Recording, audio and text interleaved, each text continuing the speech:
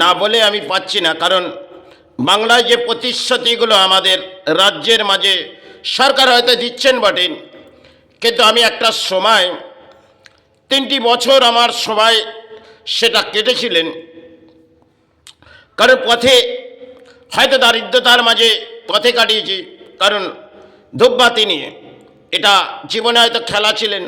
আর যেটা এই ফটোটি, এটা ভারত মহাপুরুষদের ছবি ভারতবর্ষের, তাদের শ্রীচরণে প্রণাম জানিয়ে আজকে যে ব্যাখ্যাটি আমাদের রাজ্যের মাঝে হয়তো যিনি দিচ্ছেন রানী, তবে সময় ক্ষেত্রে আমি যখন পথে কাটিয়েছি হয়তো তার সময় 3 বছর আমার কাটিয়ে যেতে হয়েছে।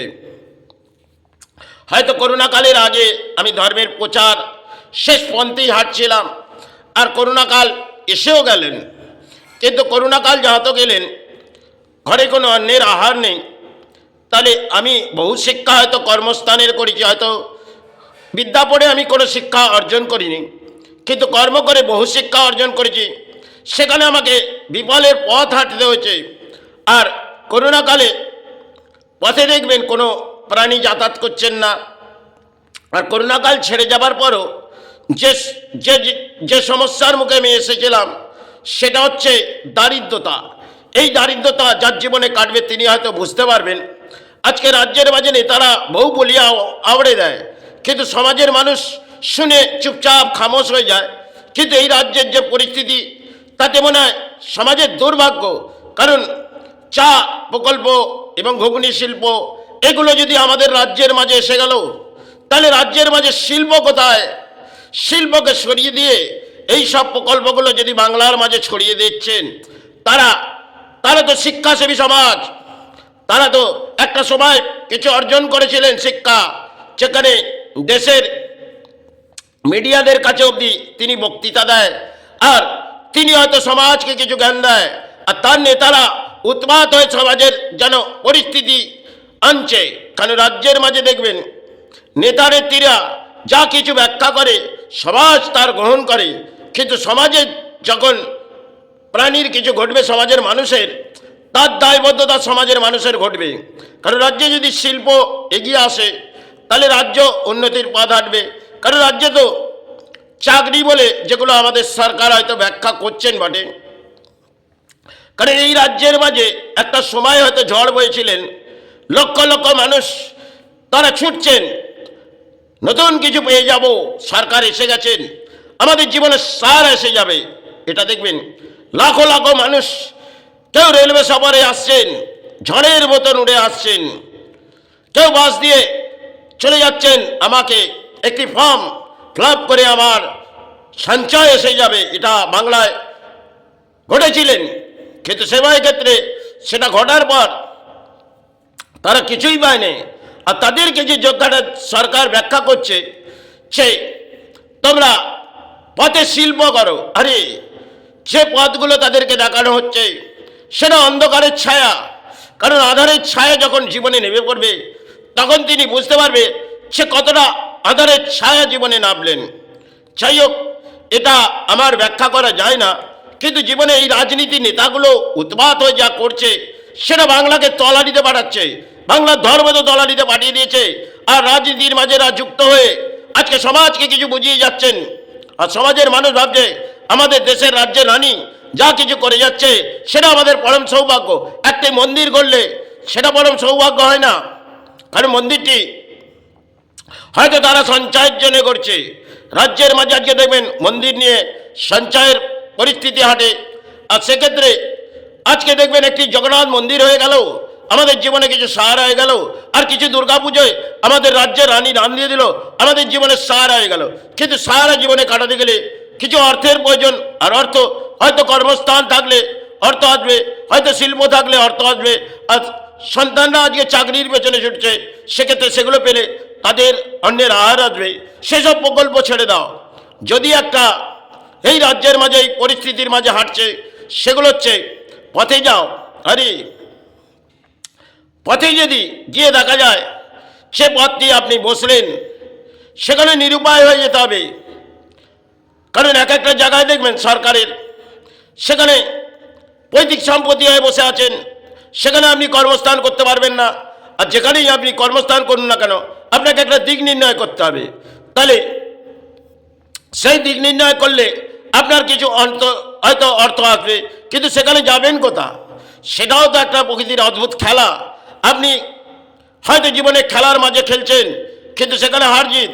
আর সেখানে এই যে সরকারগুলো ব্যাখ্যা করছে, সেটা অসাধারণ ব্যাখ্যা এই কলির রাজ্যে হয়তো এরা প্রবেশ করে করছেন। কিন্তু এই পরিস্থিতিতে যে বাংলা তলানিতে চলে যাচ্ছে, কারণ ধর্মকে এরা তলানিতে পাঠিয়ে দিয়েছে।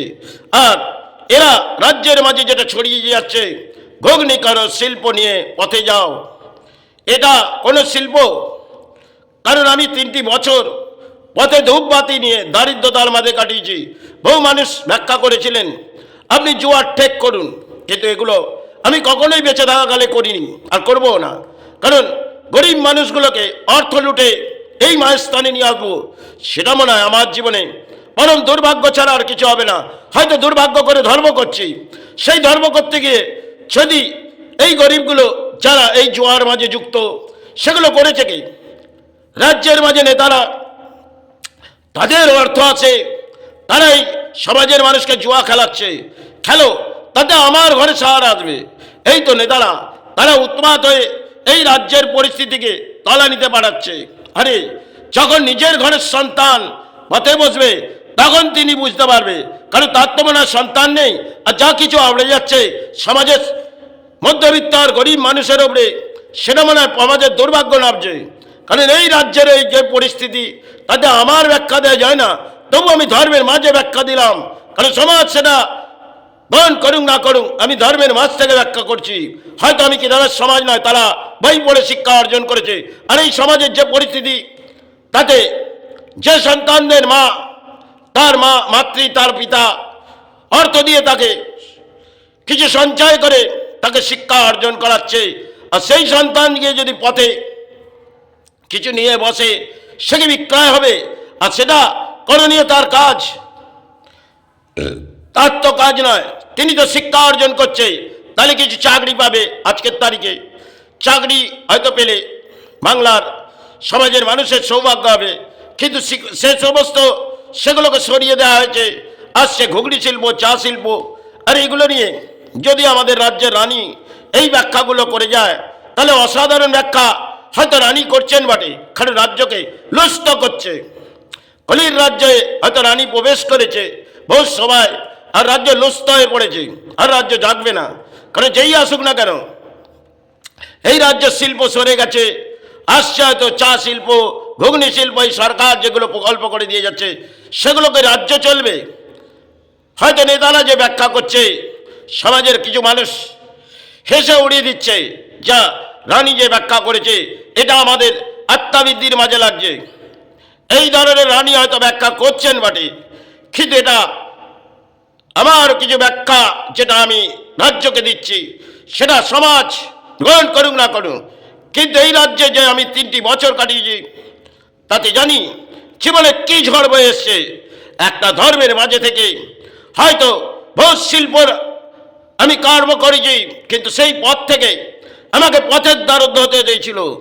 আজকে যদি রানী এই ব্যাখ্যাগুলো সাধারণ মানুষকে বোঝায়, সেটা তো সমাজের যারা শিক্ষাসেবী সমাজ, তাদের জীবনে কোথায় আঘাত লাগবে। আরে যখন আমি 3টি বছর পথে কাটিয়েছি হয়তো ধর্ম নিয়ে, তাতে আমার দুঃখের মাঝে, দারিদ্রতার মাঝে হয়তো সেবা চালাতে পারিনি। আজকে সেবা নিয়ে এরা উৎপাত হয়ে পড়ছে, কারণ কিছু দান দিয়ে নেই, সেবা চলুক। আরে এই যদি হয় একটা সময় দেবী দুর্গার আবির্ভাবে আমাকে পথের দ্বারস্থ করে জুলুম করা হয়েছিল, সেটা জমজুর থানার অঞ্চল। সেক্ষেত্রে হয়তো নীরব হয়ে লড়াই করেছিলাম, একটা মুসলিম সম্প্রদায়, তাদেরকে জয়ী করেছিলাম। কারণ এই রাজ্যের যে পরিস্থিতি, তাতে সমাজ জাগবে না। তাই আমি সমাজের কোনো অর্থ নিয়ে মায়ের সেবা আবির্ভাব করিনি, আর গুরুর সেবা, তাতে আমি নির্দেশ দিয়ে সেবা বন্ধ করেছিলাম। আর যতক্ষণ আছে আমি হয়তো চালিয়ে যাচ্ছি।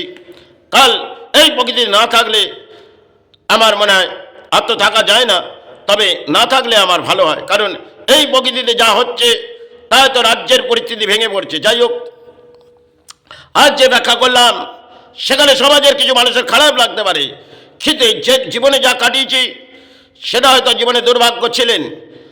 কারণ জীবনটা হয়তো দুর্ভাগ্যের মাঝেই মানুষ জন্ম পেয়েছি, তাই কাটিয়ে দিয়েছি। কিন্তু সেই কাটানোর পেছনে আমি জানি, জীবনে যদি একটা সন্তানকে বলা হয় সে সন্তানটি শিক্ষা অর্জন করেছে, তাকে যদি বলা হয় যে আপনি এই কর্ম করুন, সে কখনোই পারবে না। কারণ আমি যতটুকুন কর্ম করেছি সেগুলো আপনারা ঘৃণা করবেন। কারণ পথ থেকে মাটি নিয়ে হয়তো কিছু গোল্ডের কাজ করেছি, সেগুলো একটা ড্রেন থেকেও কাজ করেছি, কারণ জীবনে প্রাণী বেঁচে থাকার জন্যে। তাই সৎ কর্ম নিয়ে আমি করেছি। হয়তো সেই শিক্ষা অর্জন আমি নাও করতে পারি যেটা আজকে বই পড়ে, কিন্তু বহু টেকনোলজি আমি জীবনে হয়তো মাতৃচরণ গুরুচরণ জানে আমি বহু শিক্ষা এই সমাজকে আজও দিয়ে দিয়েছি। হয়তো নিজের জীবনে কি রইল কি গেল আমি ভাবি না, আমি কিছু দিয়ে গেলাম সমাজকে, সমাজ গ্রহণ করুক। তাই আজও আমি সমাজকে কিছু শিক্ষা দিয়ে দিই। হয়তো কেউ ভুল পথে হাঁটে, সেই রাস্তাটি আমি সমাজকে দেখিয়ে দিই। তাতে সমাজের মানুষ যদি মনে করে আমি অত্যন্ত কিছু পেয়ে গেছি, কিন্তু আমার যতটুকুন করণীয় আমি করে দিচ্ছি। আজ আছি, কাল হয়তো সমাজ থেকে চলে যাব। তাই এই সমাজের যা পরিস্থিতি সেটা আমি জানি। হয়তো এই ব্যাখ্যা আমার যায় না, কারণ একটা ধর্মের মাঝে এই ব্যাখ্যা আমার জবানের মধ্যে দিয়ে ব্যাখ্যা দেওয়া যায় না। তবুও আমি ব্যাখ্যা দিলাম। এই রাজ্যের যে প্রকল্পগুলো হচ্ছে সেগুলো আধারের ছায়া নামছে, আলো নয়। যাই হোক, রাজ্যের মাঝে আলো ফিরে আসুক এটা কামনা করে আমি শেষ করলাম। জয় গুরু, জয় মাই।